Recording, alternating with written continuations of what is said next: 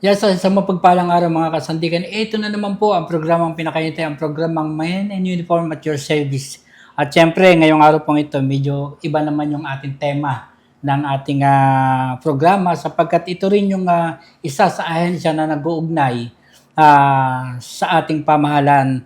At bago po yan, nais mo natin batiin ng magandang araw po lahat ng ating mga taga-subaybay ng Royal Cable TV6 at syempre, ang ating mga nagbabantay ng buhay at ari-arian ng mamamayang Pilipino, ang ating kapulisan, ang ating mga kasundaluhan. At sa pangunguna nga po ng ating napakasipag na bagong-bago na Provincial Director, Regional Director ng Calabarzon PNP, walang iba kundi si Police Brigadier General Hansel Marantan. At syempre, nais din natin na batiin ng magandang araw ang nagbibigay ng mukha ng ating kapulisan na dyan po ang ating napakasipag na RPIO, walang iba kundi si Lieutenant Colonel Melanie Martires. At siyempre, ang ating si Mr. Galugad, si Mr. Galugad kung banggitin natin na siya po ay yung napakasipag na Chief of Police na Luzon ng Calamba. Walang iba kundi si Lieutenant Colonel Dennis D. Guzman na talaga po ng mga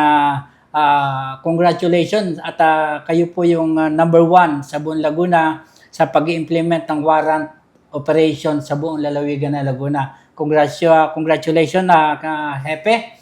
At syempre, bago po yan, nais natin batiin na magandang araw ang ating napakasipag, energetic na mayor, walang iba kundi si Mayor Rosilleros Rizal, ang ating Vice Mayor Attorney Toti Lazaro, Kong Cha Hernandez at sa buong sanggunian ng Luzon po ng Calamba, ang ating city government, ang ating city councilor, walang iba kundi si Papa P. Pio Di Mapilis. Ayan.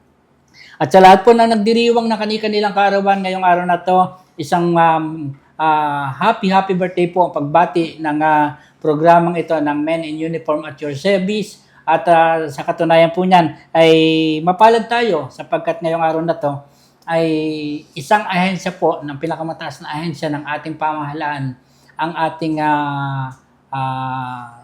panauhin ngayon. At ito po yung tinatawag natin na National Intelligence Coordinating Agency. Ano po ba yung National Intelligence Coordinating Agency? Ito po yung nag-uugnay ng mga para sa ating mga na mga nasasakupan na kung ano-ano mga ahensya na dapat nilang ilapit sa ating gobyerno gaya po ng mga CPP, NPA at kung ano-ano pa po. So, mapalad po tayo ngayong araw na to sapagkat nabigyan po tayo ng pagkakataon na magkaroon ng boses na sa ganun po naman hindi na nila laging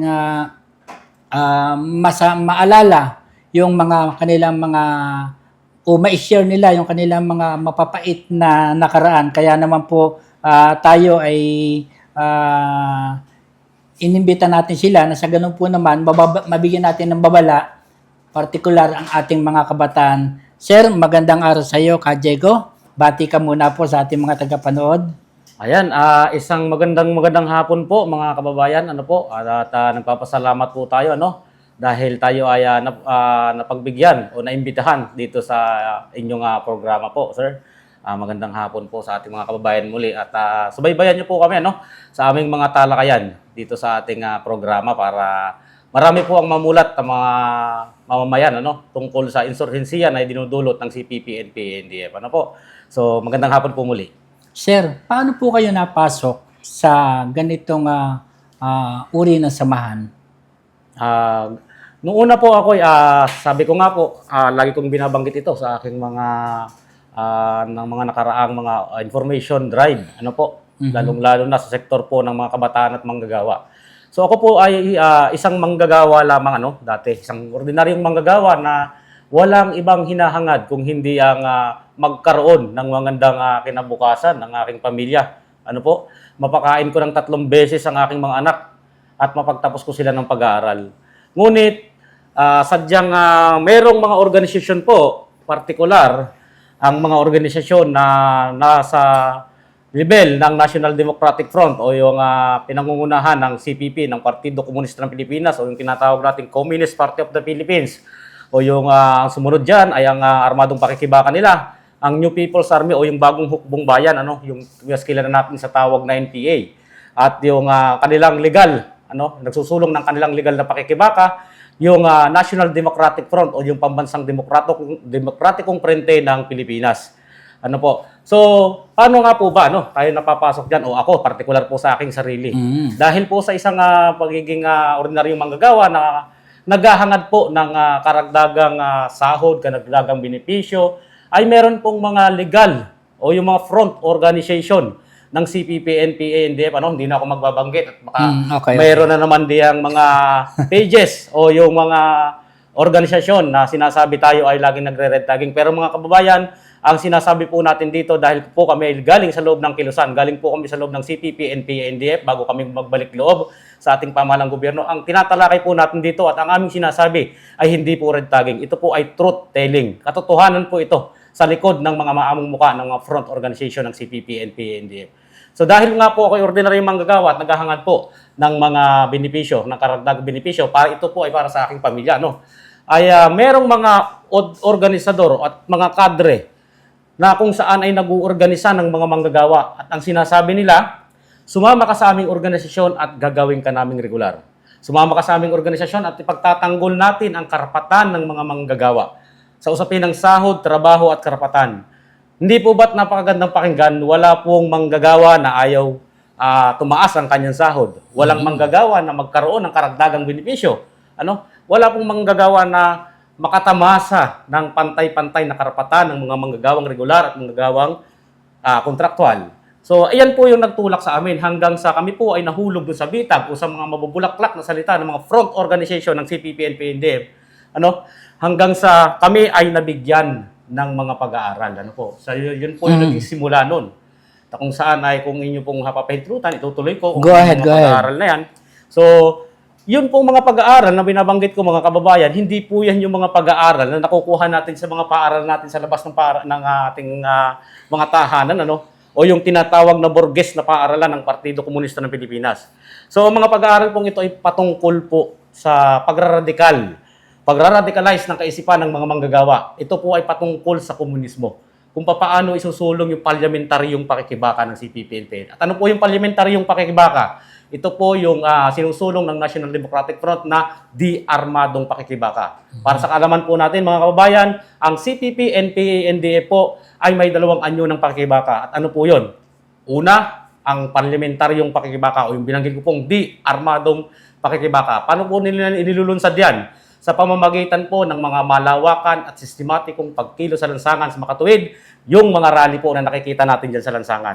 Yan po yung di-armadong pakikibaka. At yung ikalawa po, ang pinakamataas na anyo ng pakikibaka ng CPP, NPA, NDF. At yun po, ang armadong pakikibaka na isinusulong ng New People's Army ng bagong hukbong bayan sa mga kanayunan. So yan po yun. And then, nandyan, bago po tayo humantong sa armadong pakikibaka, bibigyan muna po ng mga doktrina ang ating mga kabataan, ang ating mga manggagawa, ang ating mga kababaihan, at lahat po ng sektor ng ating lipunan na napapaloob sa kanilang mga frenteng organisasyon. Ano po, partikular sa mga manggagawa, ano po yung unang kurso? Panimunang kursong manggagawa.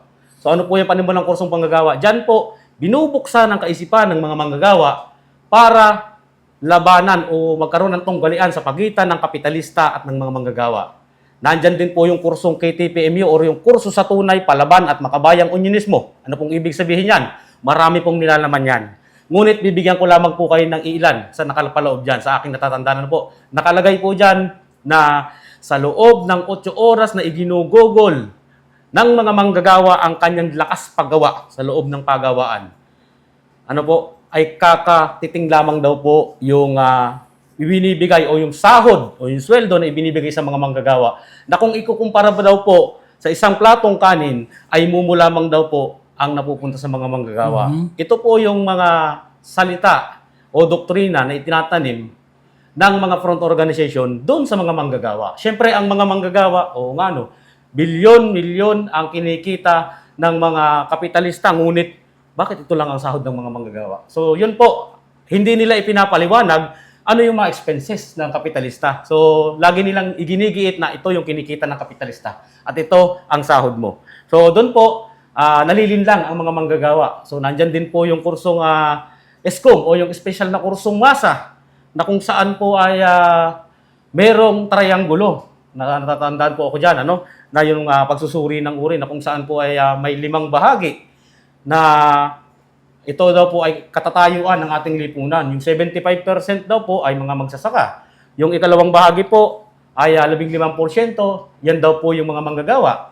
Yung ikatlong bahagi, 7 hanggang 8%, sila yung tinatawag na petty burgess ng Partido Komunista. So, sino po ba yung mga petty burgess na yan? Sila po yung mga kabataan, estudyante, manggagawang gobyerno at mga guro at profesional. So, yung ikaapat na bahagi po, nandyan yung pambansang burgesya.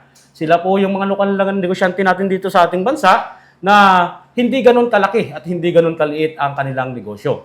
Ano po? Yung ikalimang bahagi po, yung 1% na lamang daw po ng ating lipunan. Ito po yung tinatawag ng Partido Komunista na nagaharing uri o yung malalaking burgesya po, obrador, mga Panginoong may lupa. Sila po yung pinakamayayaman, mga multi-millionaire sa ating bansa. Hindi lamang po sa ating bansa, sa loob at labas ng ating bansa. Ngayon, ano pong doktrina dyan sa amin nung kami nandiyan sa loob ng Kilusan? Kinakailangan nating baligtarin ang tatsulok at ilalagay sa tuktok yung mayorya. Pag tinignan po natin, tinasa natin, alin ang mayorya dyan, yung pinakamarami, 75% po yung mga magsasaka na pamumunuan daw po ng uring proletariado o ng uring manggagawa. So, kumbaga, pinaintindi po nila sa amin, sir, noon, na ang mga manggagawa ay may malaking parte sa paglulunsad ng revolusyon at sa katagumpayan ng plano ng Partido Komunista ng Pilipinas. So, ayan po, So, marami pa pong mga kurso yan. Ilan lamang po at pagpatuloy po natin yung tanong po, sir. Isa, ano naman yung naranasan mo sa loob ng samahan? So, ayan po, marami po. Simula sa tinatawag na puting purok dito sa Lunsuran, yung parliamentaryong pakikibaka pa lamang. Nung kami ordinaryong manggagawa pa, sinasabi ko nga po, yung aking ATM, simula pagpasok ko noon, ay naisang lako na. Hanggang sa ako'y nag-resign po, saka ko lang siya nustubos nung ako'y nakakuha ng separation pay. Kasi talagang nilubog kami. Itinulak kami sa kumunoy ng kahirapan ng CPP, NPA, NDF at ng kanyang mga front organization. Sa paanong paraan po? Dahil nung panahon po namin, wala naman pong sahod ang pagiging aktivista. Anyway, hindi naman po masama ang pagiging aktivista. Pero piliin po natin yung mga organization na sasamahan po natin. Baka isa po siya sa mga printing organization ng CPP, NPA, NDF.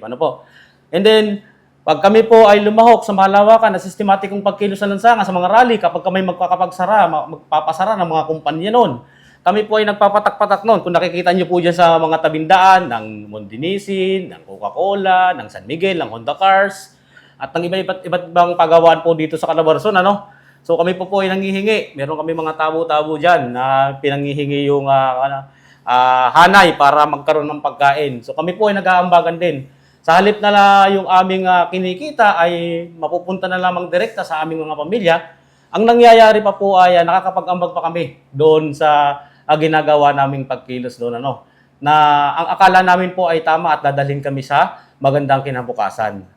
So, at yun, patuloy na nangyari ng ilang taon yon hanggang sa kami po ay nanumpa bilang kandidatong kasapi, hanggang sa nanumpa bilang ganap na kasapi ng partido at nung taong 2017 po, ay kami po ay umakyat bilang tour of duty sa Apolonio Mendoza Command, New People's Army, Lopez, Quezon po. At doon po namin naranasan yung buhay ng hirap ng pagiging isang pulang mandirigma. Talagang lahat ay limitado, lahat ay kulang, lahat ng hirap ay talagang halos mararanasan mo doon sa kabundukan. At isang masakit pa po, isa pang masakit na naranasan namin sa kabundukan, yung mga kabataan po nating kababaihan. Partikular dyan po sa mga kabataan natin na nag-aaral sa matataas na universo.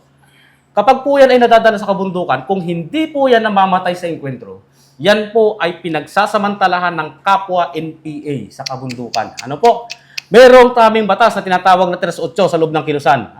Nakalagay po dyan sa demokratikong sentralismo ng Partido Komunista ng Pilipinas, sa libro ng Partido Komunista ng Pilipinas, na kahit gahiblan ng sinulid ay huwag kang kukuha o huwag kang angkin sa masa.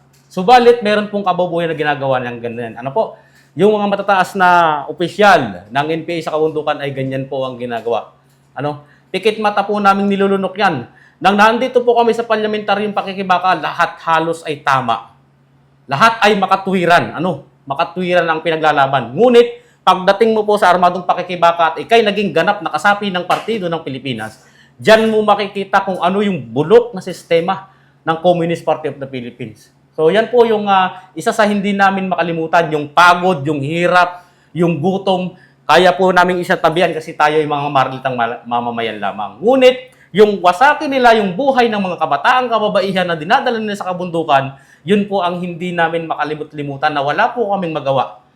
Dahil kami po ay nasa ilalim ng pamamahala ng matataas na opisyal ng Partido Komunista ng Pilipinas at ng Bagong Hukbong Bayan. Dumating ba yung time na ikaw ay humawak ng armas? Opo, automatic po yun, sir. Kasi kapag ikaw ay umakyat sa kabundukan, kung ikay nasa hanay ng kabataan, posible na doon ka muna sa parte ng gumagawa lang muna ng mga IED. Pag-aaralan nyo lang muna yon. At doon kayo sa mga pag-aaral. Ngunit kapag natapos nyo po yung kursong BKPM o yung Batayang Kursong Politiko-Militar, kayo po ay papahawakin ng armas kasi yun po ay yung BKPM, ang katumbas po sa ating kasundaluhan at kapulisan ay yung basic military training o sa ating mga kasundaluhan pag-assemble ng baril, pagkakalas, papaano makilaban, makidigma sa mga kawal. So yun po yun. And then, hahawak ka po ng armas para dun ka pumunta sa kanyang platoon. Naranasan mo na rin ba na magtambang, mang-ambush, mangharang, o mangharas?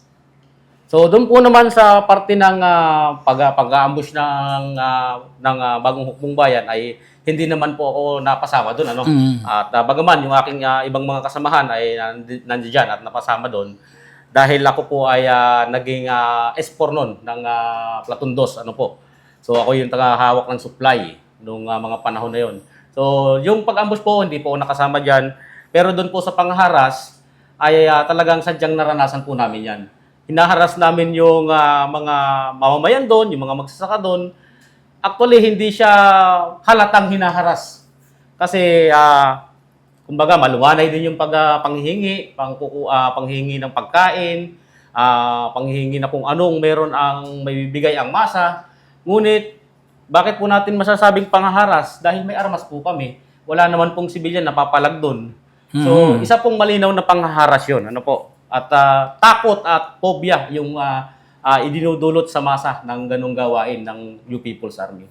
Paano ka naisipan mo na magbalik loob sa ating pamahalaan? So ayun po, nung taong 2020 po, at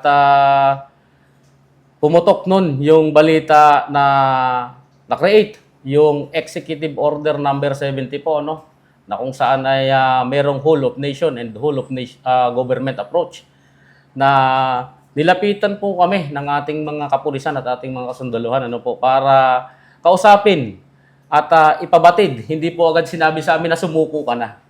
Hindi po ganoon. Kaya po napakaganda nung approach namin bagaman nandun yung takot dahil ang bilin o ang tagubilin sa amin ng matataas na organo ng CPP, NPA, NDF ay oras na ikaw ay sumuko, oras na ikaw ay makipag-ugnayan sa militar at sa kapulisan, ikaw ay kukuhanan lamang nila ng impormasyon. Kung hindi ka aamin, tutorturin ka nila. Pag nakuhanan ka nila ng impormasyon, ay ikaw ay isasalvage at papatayin ka rin. So, nung mga panahon na yun, nandun sa isip namin yung mga doktrina, nandun yung takot. Ngunit sa pamamagitan po ng magandang mekanismo ng Executive Order number 70 at magandang pag-implement nito, yun po yung isa sa mga palad na sumampal sa aming muka para kami po ay magising sa katotohanan. Na kami nakapagnilay, ang gusto lang namin bilang isang ordinaryong manggagawa ay magkaroon ng magandang kinabukasan ng aming pamilya. Ngunit, bakit nasan kami ngayon? Doon po kami, doon ako, parang malayo na doon sa aking tinatahak na landas. Kaya po nakapag-isip-isip ako sa tulong po ng ating mga kasundaluhan at ng ating mga pulisan at lahat po ng ahensya ng ating gobyerno, ay ako po ay nagboluntaryong sumuko noong 2020. Naranasan mo bang pahirapan din sa kabundukan? O ano yung mga hindi mo malilimutan na bahagi ng pagsapi mo sa CPP-NPA? So siguro ang hindi ko po malilimutan doon katulad ng binanggit ko sa kanila kasi ako po ay isang sadyang sanay sa hirap na tao. Talagang sabi nga po ay mahirap pa sa daga ang aming pamumuhay nung mga panahon na ako'y kabataan noon. Dahil ang aking amay magsasaka, ang aking ina ay walang trabaho dahil may sakit. Ano po. So sanay po ako diyan. Ibig sabihin, yung hirap na dinadanas ko, parang normal na lang sa akin 'yun. Pero ang hindi ko po makakalimutan talaga ay yung pong mga kabataang kababaihan na nadadala po doon na napapagsamantalahan po ng mga kapwa NPA sa kabundukan. At yung mga panloloko nila, patuloy na panloloko nila doon sa mga kabataan na mahuhusay mag-aral lang dito sa mga universidad, ngunit nadadala nila sa kabundukan at doon po nagkakandamatay sa mga inkwentro po sa kabundukan. May armas ka ba na isinuko sa pamahalaan?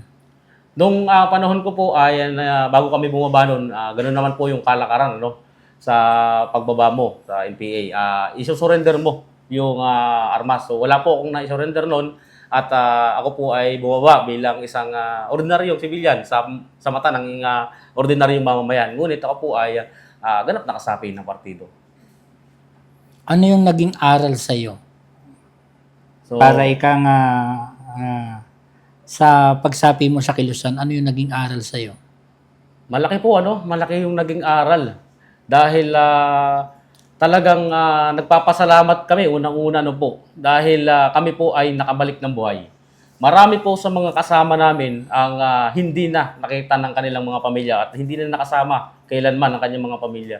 So, ang aral po natin, ang aral po na natutunan ko diyan ay okay lang naman po na tayo ay tumindig para sa ating mga mga karapatan.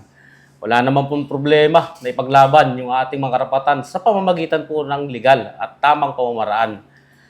Huwag po tayong basta-basta huwag tayong basta-basta mga kababayan, lalong-lalo na po sa ating mga kabataan, Huwag po tayong basta-basta maging mapusok. Huwag tayong basta-basta sumubo sa mga organisasyon na nandyan sa harapan natin. Suriin po nating mabuti kung ito po ba ay tunay na kapakanan at interes ng kabataan o interes ng mga manggagawa at kababaihan ang isinusulong. Dahil baka po sa kabila ng kanilang maamong mukha, meron pong kurtina dyan na nagtatabing sa kanilang tunay na mukha. Katulad po ng struktura ng CPP, NPA, NDF na kung saan akala namin nung una itong isang labor organization na ito ay talagang purong pagtulong sa uring manggagawa. Ngunit pagdating nung kami ay lumalim sa kilusan, nalaman namin nandun kami sa punto na kami ay naging ganap na kasapi ng Partido Komunista na meron na kaming nagkaroon na kami ng dalawang pagkatao. Una, meron kaming legal na pagkatao na miyembro kami ng legal na organisasyon na ito. Hanggang sa kami ay pinanumpa muli bilang isang ganap na kasapi at kandidatong kasapi at ganap na kasapi. So doon po nalaman na kami ay may pangalawang pagkatao sa illegal na pamamaraan. At dito, pumasok yung pagiging tunay na radikal. Talagang wala na kaming makitang maganda sa gobyerno noong panahon na yun. So doon po kami, ito po isang aral na akala natin maganda yung organization, pero pagdating po doon lumalim ka doon sa organisasyon, dumating ka na rin po sa punto bago mo pa nalaman, dumating ka na sa punto na mahihirapan o ang hirap ng lumabas. Buti na lang po talaga may programa ang ating pamahalaan. Sa pagbabalik mo sa ating pamahalaan, ano yung mga benepisyo naman na ipinangako sa ng ating gobyerno para sa iyo? Yun po, ito po ay hindi na lang basta pangako. Actually, ito po ay tinupad na. So, naandyan po yung e-clip. Yung na kung saan po ay may binibigay pong financial assistance ang ating pamahalaang gobyerno para sa mga dating rebelde na nagbalik loob sa ating pamahalaan. Na ito po ay tulong para magkapagsimulang muli ang ating, kami mga katulad namin, ang ating mga kapatid na nagbalik loob. At sa kabila ng aming ginawa na kami ay nakadigma, nakilaban sa ating pamahalang gobyerno, ay tinanggap po nila kami pabalik. So, nandyan po yung mga livelihood programs ng DOLE, nandyan yung livelihood program ng DSWD, nandyan po yung mga suporta ng ating kasundaluhan at kapulisan at ng iba't ibang ahensya ng ating pamahalang gobyerno para matuto po uling tumindig ang mga former rebel sa kanilang mga sariling mga paa. At yan po ay mga natupad na at kasalukuyang tinutupad po yung mga pangako na yan dun sa ating mga ibang kapatid na nagbalik loob sa ating pamahalang gobyerno. Anong panawagan mo sa ating mga kabataan ngayon? So nananawagan po kami, 10 po na aking mga kasamang mga rebelde nagbalik loob sa ating pamahalang gobyerno, partikular po sa sektor ng mga kabataan na magsuri po tayo. Alam ko pong, alam ninyo mga minamahal naming kabataan na ang kabataan ay pag-asa ng bayan. Tingnan po natin, maging mapapanuri po tayo sa mga organisasyon na ating sasamahan. Wala naman pong problema o hindi naman ipinagbabawal ng ating batas ang pagsapi sa mga organisasyon. Ngunit, tingnan po natin, suriin natin, tasahin natin ang mga organisasyon na sasamahan natin dahil baka akala natin ay kapatan talaga ng mga manggagawa at ng mga kabataan at interes ng mga kabataan ang kanilang ninanais o ang kanilang ibibigay. Ngunit, yan pala ang magiging mitya ng inyong buhay. Yan po ay marami ng patunay. Marami na pong patunay na kabataang namatay sa kabundukan na sinasabi ng mga ilan sa mga tagapagtanggol ng mga front organization ng CPP, NPA, NDF na yan ay ordinaryong kabataan. Pero bakit namatay sa inkwentro sa pagitan ng NPA at ng militar at ng kapulisan? So yan po ay isang tanong na kitang-kita na po natin, kaya nating sagutin po. So malinaw po yan sa amin, malinaw na malinaw yan dahil sa panahon pa po namin, marami ng kabataan ang dinadala sa kabundukan para maging NPA. Sinasabi nila immersion, sinasabi nila exposure. Hindi po yan immersion o exposure, yun lang ang koda nila, yun lang ang tawag nila. Pero yan po ay nakikipamuhay sa mga pulang mandirigma sa kabundukan. At ang masakit po, pag nagkaroon ng patrolya, ang ating mga kapulisan at kasundaluhan, nagkakaroon po ng encounter, yung mga kabataan po ang nasasawi. At doon po nagwawakas ang kanilang buhay. Kaya po mga kabataan, maging mapanuri po tayo, alalahanin po natin ang dugot pawis na ibinuhos ng ating mga magulang bago tayo makapag-aral. Tingnan po natin, pakaingatan po natin ang ating mga desisyon sa buhay dahil isang maling hakbang lamang po. Hindi lamang po buhay nyo ang pwedeng mawala. Hindi lamang kinabukasan nyo ang pwedeng mawala. Kung hindi ang buong pinaghirapan ng ating mga magulang. So, yun po. Yan sir, maraming salamat ka Diego sa oras na pinagkaloob mo sa programang Men in Uniform at umasa po kami na ituloy-tuloy mo lang po yung ginawa mo na pagbabalik loob sa ating gobyerno. At totoo po yun at marami na rin po akong mga nakapanayam na mga nagbalik loob sa ating pamahalaan, lalo na yung mga hanay ng mga kababaihan na umiiyak yung kanilang mga magulang at umiiyak din sila sa aking programa dahil sa naranasan nila na walang oras anumang gustuhin ng mga leader na CPP, NPA, hahalayin sila pagka gusto nila. So yun yung mga masasakit na katotohanan na nangyayari po sa kabila po ng panlilinlang ng ating mga makakaliwang group. Kaya nananawagan po tayo. Kaya ko po ginawa yung programang ito. Kaya po nag-guest ako ng ganito. Gusto ko po mamulat ang ating mga kabataan, lalo na yung mga nag-aaral sa iba't ibang universidad. Sila po yung laging nagiging biktima. Sila yung laging nadadala sa kabundukan. Kung sino yung matatalino, sila pa yung nadadala-dala at nare-recruit ng mga CPP, NPA. At hindi naman magre-recruit ang NPA ng bobo Talagang kukuhanin nila yung iba nga attorney pa yung ibang mga abogado pa at nangyayari po yan gaya po ng mga walang habas na pagpaslang nila sa ating mga kababayang sa ating mga kasundaluhan at kapulisan at gaya po na nangyari sa Oriental Mindoro yung isang kauna-unahang